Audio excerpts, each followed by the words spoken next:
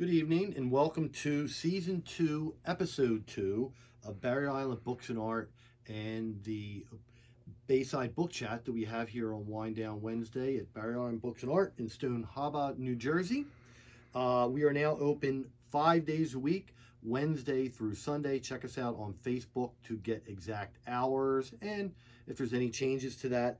And then in a couple of weeks, when we get towards the summer here and Memorial Day, we do get towards every day 10 to 10 in the summertime.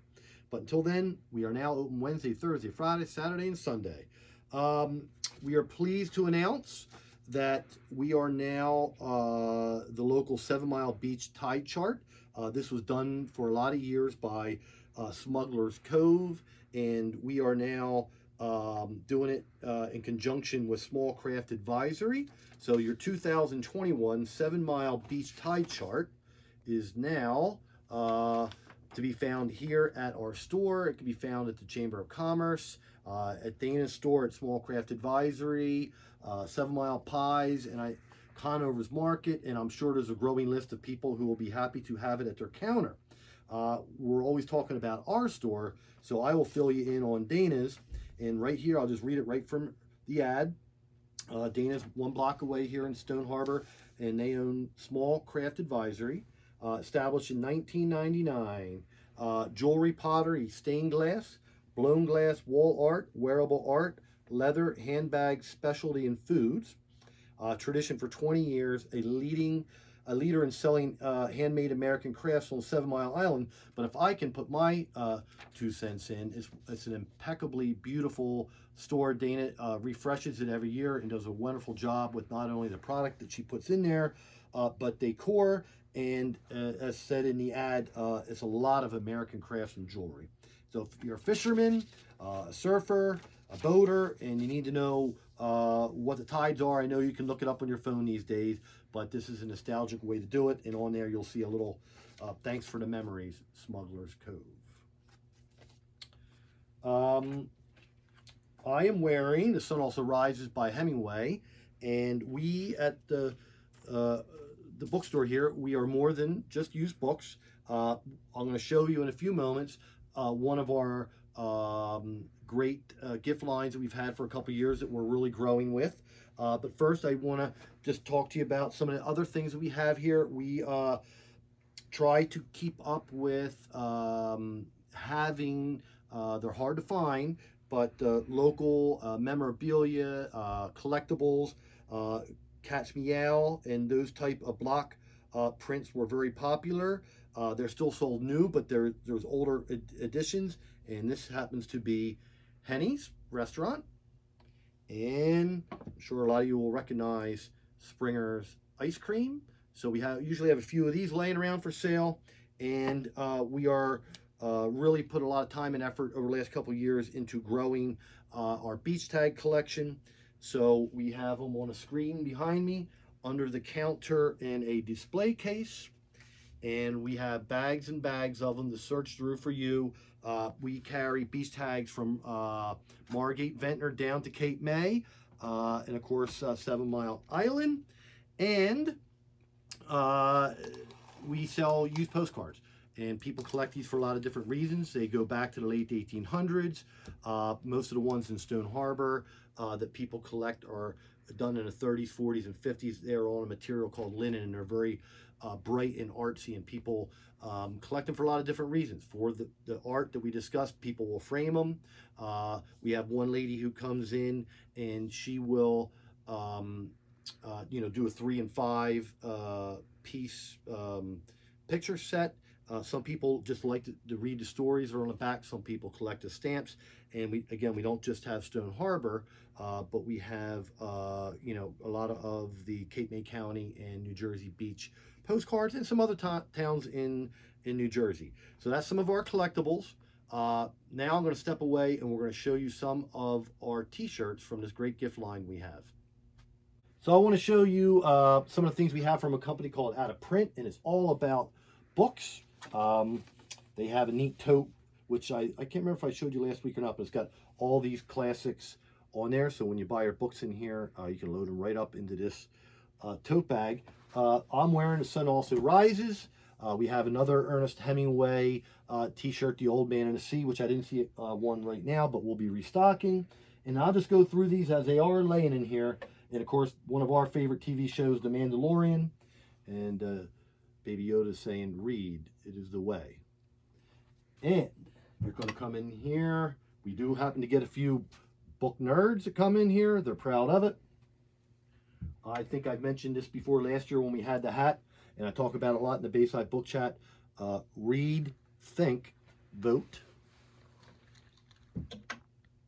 Stephen King is a big author in here. We have a lot of Stephen King books, and I think you'll recognize this, The Shining. Come summertime, you got to have Peter Benchley's Jaws. Kurt Vonnegut, Breakfast and Champions. And coming soon, we had this last year and sold out nearly all of them. We're not ready quite yet, but in a couple of weeks when we catch up to ourselves, we will be reprinting this great t-shirt we did last year, Barrier Island Books and Art.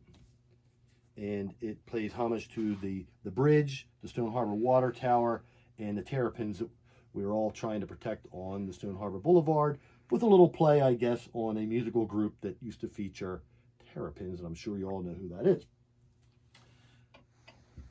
Next, we're going to go to the chair to have our Bayside Book Chat. So last week we did the beginnings of a book list. This year I'm doing a website compilation list of a bunch of different sites, top picks, and I compiled it into 24 of the greatest classics. Last year we did the PBS Great American Read 100. Last week we did 12, so we're going to give you some more. And then instead of doing all 100 like we did last year, we're just going to do these 24. But then as we go forward here, we're going to slow down and talk about them a little bit more in depth. And we're going to have some book reviews. Parker's going to do Great Expectations by Dickens. A new employee, Bryce, is going to pick one out of the 24. And I'm going to do Mark Twain's Huckleberry Finn. But we're going to finish the list here. And we already mentioned Parker in Great Expectations. Alexandre Dumas was famous for writing The Three Musketeers. The Count of Monte Cristo is on the list. Steinbeck's got 2 in a row. I have read Grapes of Wrath. I have not read Of Mice and Men. So there is Of Mice and Men. And here is The Grapes of Wrath. And if you ever want to see some hardback collectible copies of some of these, we do have them. Dostoevsky, was it Crime and Punishment was on the list? I don't have a copy of, so this is Brothers Karamazov, but Dostoevsky and Crime and Punishment. Aldous Huxley's The Brave New World. Don't have the book, very popular, hard to keep in stock, but I got the t-shirt. And Kurt Vonnegut's Slaughterhouse 5. And that was an important book that we talked about last year, as Kurt Vonnegut was a war prisoner during the bombing of Dresden in Germany and wrote about it. And it was quite controversial. 100 Years of Solitude. The one everybody makes fun of due to how big and thick it is and how long. Tolstoy's War and Peace. I do not have a copy of the Odyssey because people have been coming in and asking for it a lot, but I do have the Iliad, but the Odyssey is on that list of the top 24. And Cervantes' Don Quixote. This is a modern library classic. This is a company that in the 30s, 40s, and 50s reprinted classic books, and they become quite collectible in themselves.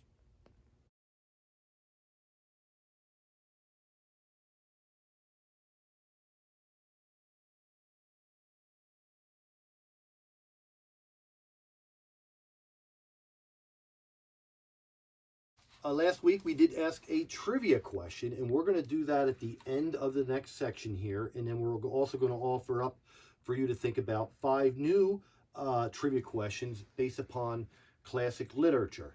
It might not quite be What's the show we watch at 7 o'clock most nights? Do you know most of Jeopardy. the answers? Jeopardy. Jeopardy. Might not quite be Jeopardy, but it'll be 5 questions for you to ponder.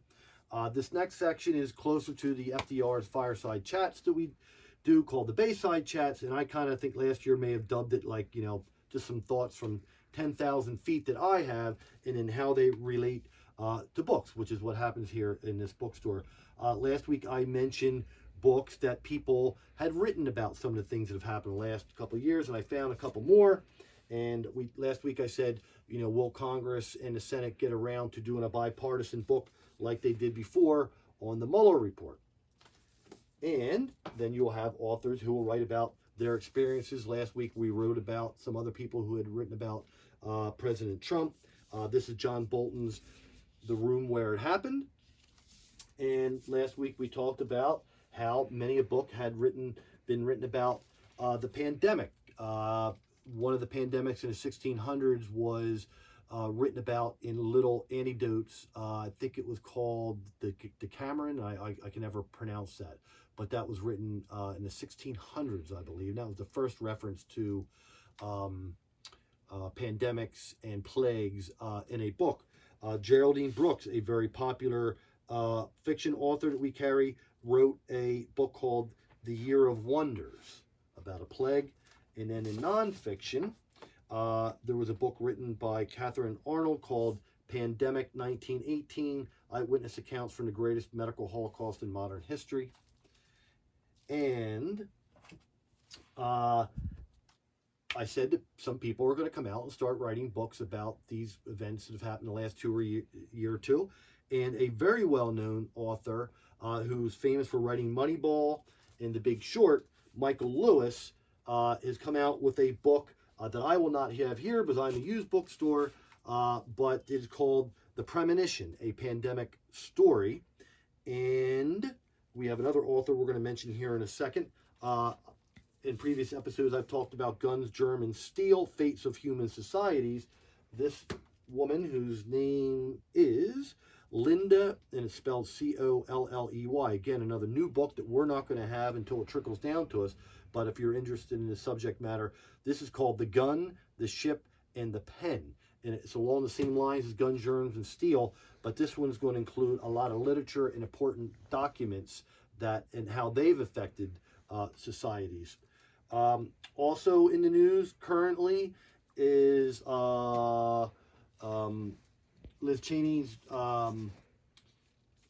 response, I guess, to the January 6th and standing up for herself and what she believes as opposed to her party in regards to the big lie in her estimation. And, how would that have played in John F. Kennedy's Profiles in Courage? And for you who collect books, this is the memorial edition, and there were about 4 different editions in Profiles in Courage, and the one that's worth the most money would be the first edition, first printing of the original edition when he was senator. And then there was what was called the inaugural edition. This is obviously post his assassination, called the memorial edition. And then he also then went on to do a young readers type school edition. A lot of them had the same looking jacket and cover, but in this section here, they were all a little different based upon when it was printed. So last but not least, we're going to move on to some trivia. So if you were joining us last year, all of our shows had some quotes on wine. Our theme last year was wine. This year it's beer. So I'm gonna do a couple of quotes on beer. We'll feature something different every week. Went over to Fred's next door. Give them a plug. Fred's Tavern right next door to us. This is a Cape May Brewing Company's, and I just love the can. At one point in my life, I was designing T-shirts with a company called the New Jersey Surf Company, and we were selling to surf shops to Cape May County and beyond, up and down the New Jersey coast. And we were one of the first to use New Jersey as like a logo on a lot of our T-shirts. And I just love all these beachy and nautical beer cans and posters and T-shirts that these companies are putting out. I am not a big IPA drinker. This is an India Pale Ale, but when I do want to have one or two, this is one of my favorites. Cape May Brewing Company's India Pale Ale, Cape May, New Jersey. And back in the revolutionary times, water in the Philadelphia area was really not able to be drank unless it was, heated and purified. And of course, me being from Chester County, PA, I'm so confused now. And I know that Saturday Night Live just did a little special on Pennsylvania pronunciations of words, and I can't rightly recall what I do say first, whether it's water or water. I think my kids are going to say that more times than not I say water. But if you haven't seen that, you should look up Saturday Night Live's last show. They talk about all that. But in Philadelphia, beer was almost like a breakfast drink because you had to, in the process of making the beer, it purified the beverage. And Thomas Jefferson had thoughts on the matter. Beer, if drunk in moderation, softens the temper, cheers the spirit, and promotes health. And we're going to slide down. I think we'll skip Tina Fey's. It's pretty funny, but it's not relating to book people, and it does insult one group of people. So we'll move on to Henry David Thoreau, American author and poet, his thoughts on the matter were, quote, instead of water, we got here a draught of beer, a lumberer's drink, which would acclimate and naturalize a man at once, which would make him see green, and if he slept, dreamed that he had heard the wind sough among the pines. Henry David Thoreau. So that leaves us with some trivia. And last week, we talked about Hemingway, and he named his boat after, I think, his second wife, and he had a character in, I believe, For Whom the Bell Tolls, with the same name, a lead female character, and he named his boat. I have a book here all about it called Hemingway's Boat, Everything He Loved in Life and Lost, 1934 to 1961. And the name of that boat was Pilar, Pilar. And my mother did get that correct. And leaves us with 5 questions.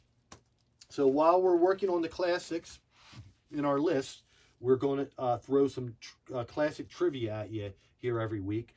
And these are my 5. And if you want to respond to us by contacting us through Facebook, that would be great. We can get your answers. First person to get all 5 correct would get a $25 credit in the store. And anybody who sends in the correct answers later than that would get $5. So here they are. Who wrote the Iliad? And again, like I said last week, try to stay off Google. See if you can pull this off in your own head, as if it was on Jeopardy and you only had 15 seconds to answer. What language was the classic book Don Quixote written in? And in the book Beowulf, he faces a monster who is known as blank. What is the title of the 7th and final Harry Potter book? And in the collector's world, there is an English first, and it has a title which is different than the American first Harry Potter book, which was The Sorcerer's Stone.